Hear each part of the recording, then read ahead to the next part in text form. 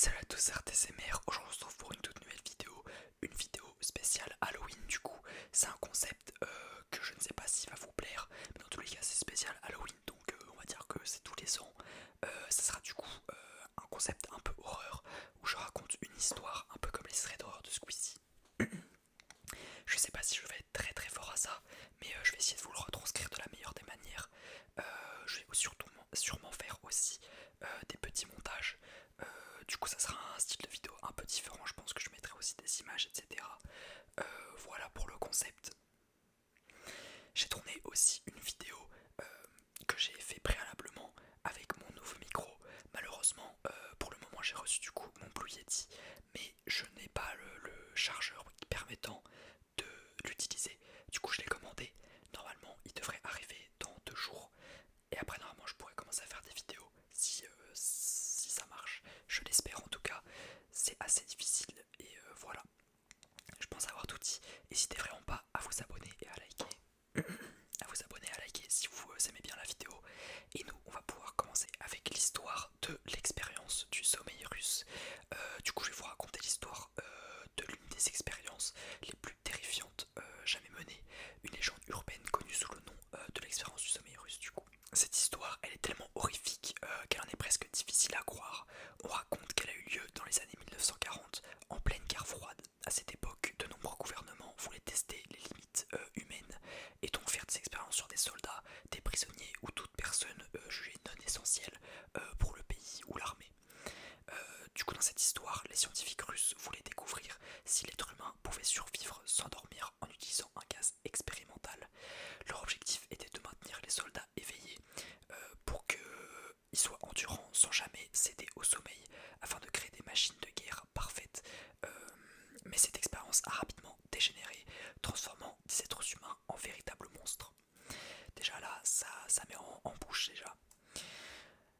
Du coup, le début de l'expérience commence avec 5 prisonniers politiques. Enfermés dans une chambre hermétique, ces hommes étaient considérés comme des ennemis de l'État. Et pour eux, cette expérience était une opportunité du coup. Les scientifiques leur ont promis que s'ils acceptaient de participer à cette expérience, ils gagneraient leur liberté. L'endroit dans lequel ils sont enfermés est conçu pour les surveiller du coup 24 heures sur 24. Il y a des microphones qui captent chaque son, chaque murmure et des fenêtres en verre blindées permettant aux scientifiques de les observer. Une lumière tamisée éclaire la pièce, renforçant l'impression d'isolement et de confinement. Chaque jour, les scientifiques inspectent dans la chambre un gaz spécial. Ce gaz doit empêcher les prisonniers de s'endormir. Les premiers jours du coup se passent sans incident, pas de problème. Ensuite, les hommes discutent entre eux, partagent leurs peurs et leurs espoirs et essaient de s'entraider. Mais déjà, on sent que quelque chose cloche. L'isolement, le manque de sommeil et ce gaz qui circule constamment dans leurs poumons, peu à peu, leur comportement commence à changer. Donc, pour ce qui est des premiers jours, pendant les 5 premiers jours, les prisonniers semblent juste fatigués, mais restent calmes. Ils parlent moins, leur morale commence à baisser, mais ils tiennent bon. C'est au 5e jour que les choses commencent vraiment à se dégrader. Les prisonniers deviennent soudainement paranoïaques, ils cessent de se parler, se méfient les uns des autres, certains murmurent, seuls dans un coin, comme s'ils essayaient de garder des secrets. Ils regardent les microphones fixés au mur, avec un mélange de haine et de peur, comme s'ils sentaient que quelque chose ou quelqu'un les observait et les jugeait. Le 9e jour, l'un des prisonniers commence à hurler. Ce cri est inhumain, glaçant. Il hurle sans arrêt pendant des heures, jusqu'à ce que sa voix se casse. Les scientifiques ne comprennent pas ce qui se passe et notent tous les détails. Puis un autre prisonnier commence à crier, un hurlement de terreur pure, tandis que les autres restent assis en silence, comme s'ils étaient déjà ailleurs, dans un autre monde. À partir de ce moment-là, la situation devient incontrôlable. Les cris, la paranoïa, le silence angoissent par moments. Les scientifiques observent mais ne savent pas quoi faire. Puis soudain, tout s'arrête. Il n'y a plus un son. Les prisonniers ont cessé de parler, de hurler, tout est devenu calme dans le laboratoire. Les scientifiques essaient de les contacter par les haut-parleurs, mais personne ne répond. Ils se demandent si le gaz a fini par les tuer ou les rendre inconscients. Le silence silence se prolonge pendant plusieurs jours. Parfois, ils entendent juste quelques murmures, comme des voix chuchotant des secrets, des paroles incompréhensibles. Finalement, au bout de 15 jours, ils décident d'ouvrir la chambre pour voir ce qui se passe dans les cellules, mais ils ne sont pas préparés à ce qu'ils vont découvrir. Lorsque les scientifiques ouvrent la chambre, ils sont frappés par une vision d'horreur absolue. Les prisonniers ne sont plus que l'ombre d'eux-mêmes. Certains ont des blessures horribles qu'ils se sont infligées volontairement. L'un d'eux a arraché des morceaux de peau, un autre s'est mutilé jusqu'à l'os.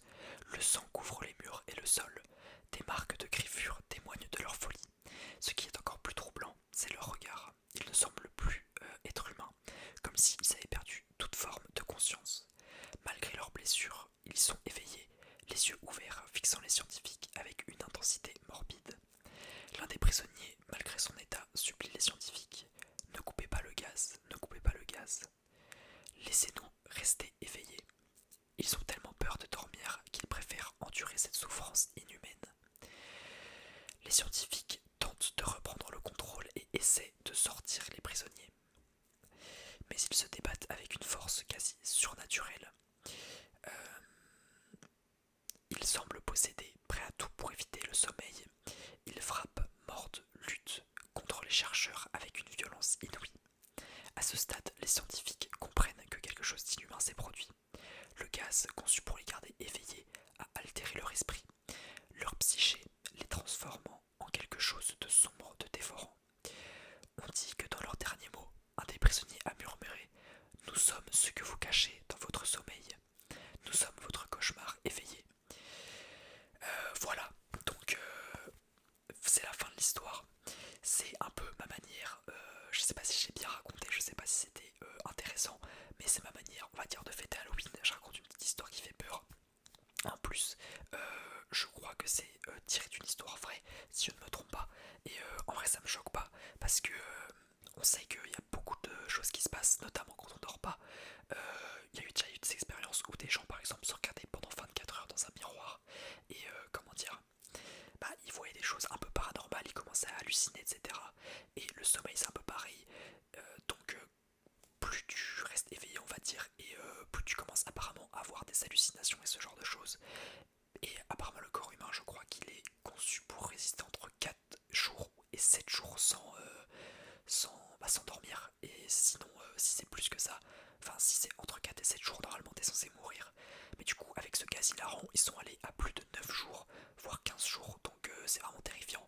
Et ça m'étonnerait pas que si tu dors pas pendant 15 jours, tu fais des hallucinations de fou. Enfin, vraiment, tu finis en. T'es totalement détruit, quoi. Donc, c'est assez fou. J'espère que ma narration a été assez bonne. J'espère que vous avez kiffé la vidéo. N'hésitez pas à vous abonner, à liker. La vidéo du coup est un peu plus courte. Je savais pas trop comment la faire durer, on va dire. Mais bon, c'est la seule vidéo qui fait un peu moins de 10 minutes. Voilà, n'hésitez pas à vous abonner aussi à mon Instagram en description. Ça fait toujours plaisir. Et moi j'ai hâte de vous retrouver pour une prochaine vidéo avec les bons micros. Parce que ce micro là, il est bien mignon, mais j'aimerais bien le changer. Et je sais que mon micro actuel là que j'ai, il est vraiment cool en termes de qualité. Mais pour le moment, je ne peux pas le connecter à mon iPhone. Donc c'est vraiment dommage. Mais normalement, ça devrait arriver très prochainement. En tout cas, je l'espère. J'ai commandé un petit embout pour faire adaptateur. J'espère qu'il est compatible. S'il n'est pas compatible, déjà j'ai perdu 10 balles, donc relou. Et en plus, je pourrais pas utiliser mon Blue Yeti